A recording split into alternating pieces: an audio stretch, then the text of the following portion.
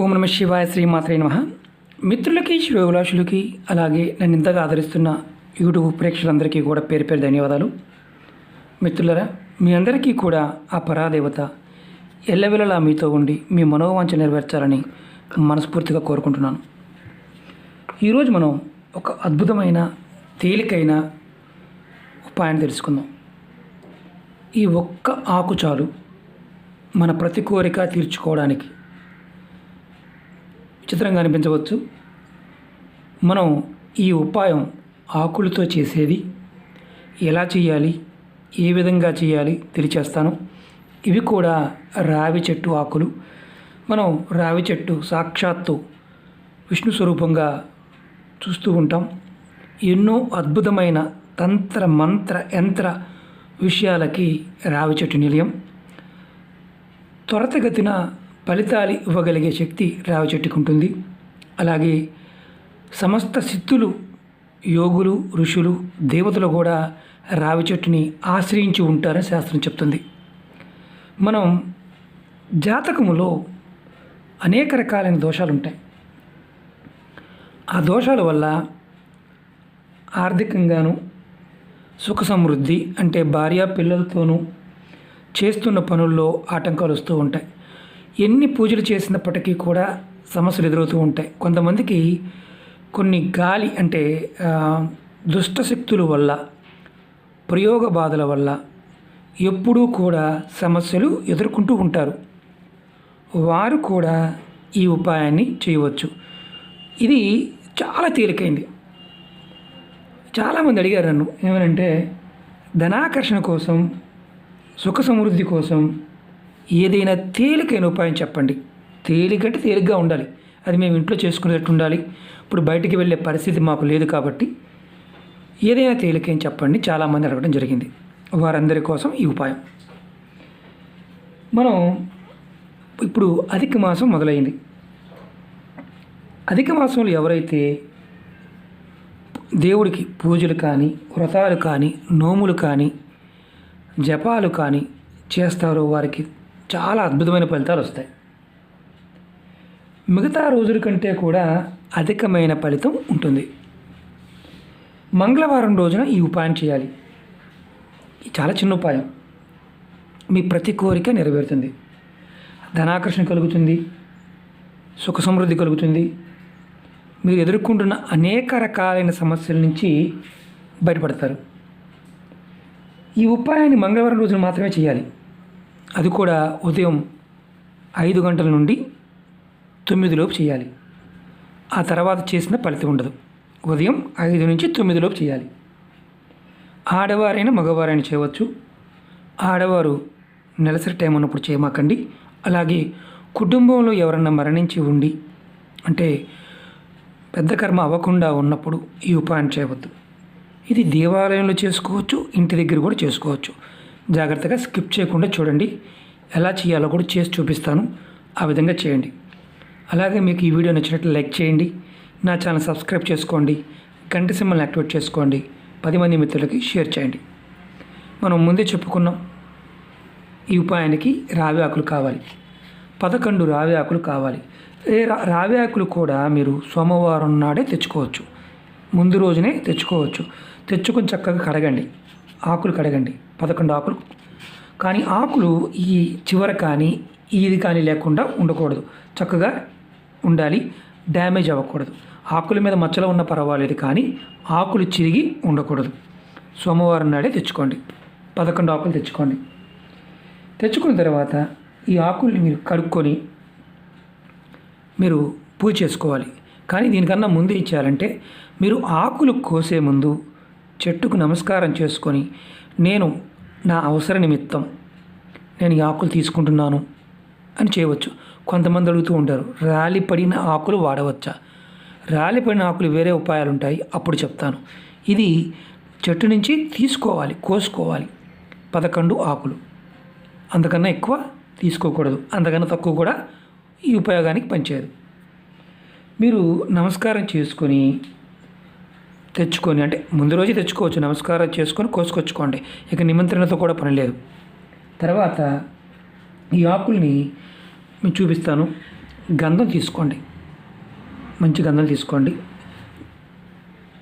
తీసుకొని ఈ ఆకులకి రెండు వైపులా నేను మీకు ప్రాక్టికల్గా చూపిస్తున్నాను. రెండు వైపులా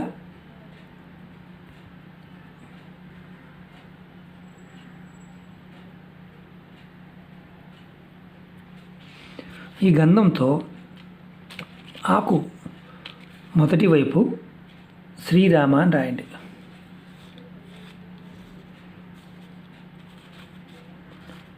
శ్రీరామ అని రాయండి. నేను మామూలుగా చూపించడానికి చేస్తున్నాను.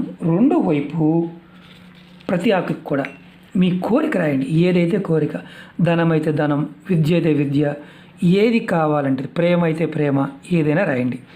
మీకు ధనం కావాలనుకోండి, ధనం రావాలని రాయండి. అంటే పెద్దగా రాయాలని చిన్నగా మామూలుగా రాయండి. నేను మామూలుగా చూపిస్తాను మీకు. ధనం ఇలా రాయండి. ఇలా 11 ఆకుల మీద కూడా మీరు రాయాలి. అర్థమైందా? అర్థమైంది అనుకుంటున్నాను. ఒక పక్కన ఆకు పై భాగాన శ్రీరామ అని రాయండి, వెనక భాగాన మీ కోరిక రాయండి. ఏ కోరికైనా సరే రెండో వైపు.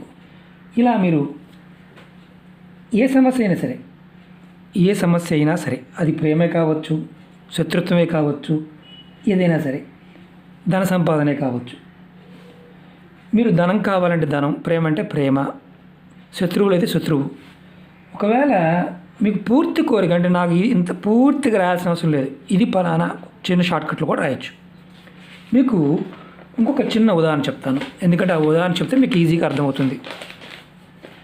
మీరు ఎవరైనా సరే ప్రేమకు సంబంధించిన సమస్యలు, అంటే కుటుంబ సభ్యులు ఒప్పుకోవడం లేదండి, తల్లిదండ్రులు ఒప్పుకోవడం లేదు, ఒకవేళ మేము ప్రేమించుకున్నాం ఒప్పుకున్నారు, తర్వాత ఆర్థికమైన సమస్యలు రావడం వల్ల విడిపోవాల్సి వచ్చింది, నేను విడిపోవడానికి ఇష్టంగా లేను అనేవారు ఎవరైతే ఆ సంబంధించిన వ్యక్తి ఉంటారో ఆ పేరు కూడా రాయవచ్చు.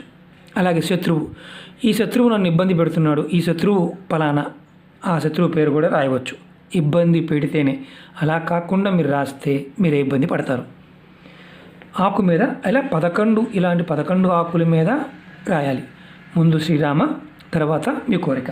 ఒకటే కోరిక, రకరకాల కోరిక కాదు, ఏదైనా ఒక కోరిక మాత్రమే. ఇది గుర్తుంచుకోండి. తర్వాత మీరు ఈ ఎర్రటి దారం తెచ్చుకోండి. మామూలు మిషన్ కుట్టే దారమైనా పర్వాలేదు. ఈ ఆకుల్ని మాలగా కట్టండి. ఇలా 11 ఆకుల్ని మాలగా కట్టండి.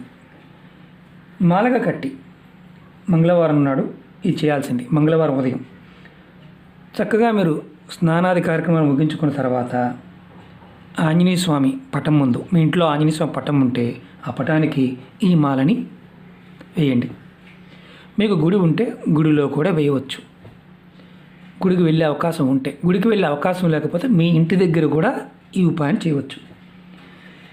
ఇక్కడ మీరు గుర్తుంచుకోవాల్సింది ఏంటంటే, స్వామివారికి ఈ మాల వేసిన తర్వాత మీరు స్వామివారికి హనుమాన్ చాలీసా 11 సార్లు చదవాలి. మీరు హనుమాన్ చాలీసా చదవడం రాకపోతే 11 సార్లు హనుమాన్ చాలీసాని వినండి. మీరు అక్కడే కూర్చోవాలి. ఎక్కడైతే మీ పూజా మందిరం ఉన్నా అక్కడే కూర్చొని మాత్రమే చెయ్యాలి. మాల వేసాము, వేరే ప్రదేశంలోకి వచ్చి చెయ్యాలా, అవకాశం ఉందా? మాల వేస్తే మాల వేసినప్పుడు చేయవచ్చు.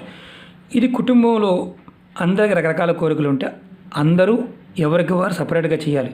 కుటుంబం మొత్తానికి ఒక్కళ్ళు చేస్తారా లేకపోతే 10 మంది చేస్తారా అనేది కాదు. మీ వ్యక్తిగతమైన కోరికలు తీర్చుకోవడానికి ఈ ఉపయోగం చాలా చాలా ఉపయోగపడుతుంది.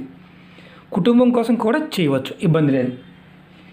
మీరు ఇది సోమవారం నాడు రెడీ చేసుకొని మంగళవారం స్వామివారికి వేసి హనుమాన్ చాలీసా చదివి మీరు ఈ మాలని బుధవారం నాడు తీసి చక్కగా ఎక్కడైనా సరే పారే నీళ్ళల్లో వేసేయవచ్చు. మీకు పారే నీళ్లు లేకపోతే, అంటే నది కానీ కాలువ కానీ లేకపోతే ఎక్కడైనా సరే చెరువు ఉన్న చెరువులో కూడా వేయవచ్చు. ఈ ఆప్షన్ ఉంది. అలాగే అది కూడా అవకాశం లేదు, ఎక్కడైనా మీ ఇంటి దగ్గర చెట్లు ఉంటే ఆ చెట్టు మొదల్లో కూడా పెట్టేయవచ్చు ఈ ఆకుల్ని. మీకు గంధంతో రాస్తారు కాబట్టి పెద్దగా ఇబ్బంది ఏమీ ఉండదు. అలాగే ఈ ఉపాయాన్ని మీరు ఎన్ని మంగళవారాలు, అంటే ఒక మంగళవారం చేశారు, మీకు ఇంకా ఆ తర్వాత ఓపిక లేదనుకోండి, వదిలేయండి. లేదంటే ప్రతి మంగళవారం కూడా ఈ ఉపాయాన్ని చేయవచ్చు. డబ్బులు ఖర్చు అయ్యేది కాదు. రావి చెట్టు ఉంటే చాలు, గంధపొడి డబ్బా తెచ్చుకుంటే చాలు, 20 రూపాయలతో పని అయిపోతుంది. ఈ ఉపాయం చేస్తే ఆశ్చర్యకరంగా 24 గంటల్లోనే మీకు ప్రభావం కనిపిస్తుంది. కోరిక నెరవేరడానికి మార్గాలు తెలుస్తాయి. ఇప్పుడు ఈరోజు మంగళవారం ఉదయం మాల వేశారు, ఇది బుధవారం నాడు మళ్ళీ మీరు ఏదైతే సమయానికి మాల వేశారో ఆ సమయం దాటిన తర్వాత మాల తీసేయండి. అంటే 9 గంటలకు వేశారనుకోండి, రేపు ఉదయం 9:30కి తీసేయండి. అలా చేసి చూడండి. వీలైతే మంగళవారం చేయండి, లేని పక్షంలో ఒక మంగళవారం అన్నా చేయండి. ఎందుకంటే ఇది స్వామివారి గుళ్ళో వేసిన, ఇంటి దగ్గర చేసిన హనుమాన్ చాలీసా మాత్రం ఖచ్చితంగా చదవాలి, చదివి తీరాలి. ఇది గుర్తుంచుకోండి. ఎలాంటి పని అయినా సరే, ఆటంకమైనా సరే తీరిపోతుంది. విష్ణు స్వరూపమైన రావి చెట్టు నుంచి రావాకు తీసుకున్నప్పుడు సంకల్పం తీసుకున్నాం, అది మాత్రం గుర్తుంచుకోండి. కింద పడ్డ ఆకులు మాత్రం ఈ ఉపాయానికి వాడవద్దు. ఓకే మిత్రులారా, ఆడవారైనా మగవారైనా చేయండి, ఎవరైనా చేసుకోవచ్చు, ఎటువంటి కోరికనైనా కోరుకోవచ్చు. ఒకటి గుర్తుంచుకోండి, మీ మీద మీకు నమ్మకంతో, అలాగే స్వామివారి మీద పరిపూర్ణమైన నమ్మకంతో చేయటం వల్ల ఈ తంత్రం చాలా అద్భుతంగా పనిచేస్తుంది. ఓకే మిత్రులారా, మీకు ఈ వీడియో నచ్చినట్టు లైక్ చేయండి, నా ఛానల్ సబ్స్క్రైబ్ చేసుకోండి, గంట సింబల్ని యాక్టివేట్ చేసుకోండి, 10 మంది మిత్రులకి షేర్ చేయండి. ఓం నమః శివాయ, శ్రీమాత్రే నమః.